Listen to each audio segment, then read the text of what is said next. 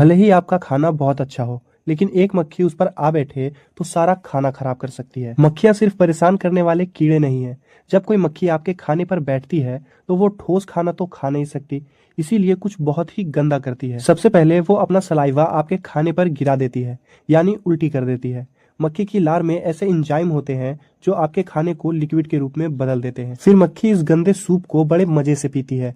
तो अगली बार जब भी आप अपने खाने पर मक्खी को देखें तो इस वीडियो को याद रखें। इसीलिए अपने खाने को ढक कर रखिए और इन बिन बुलाए मेहमानों के साथ अपना खाना बांटने से भी बचिए।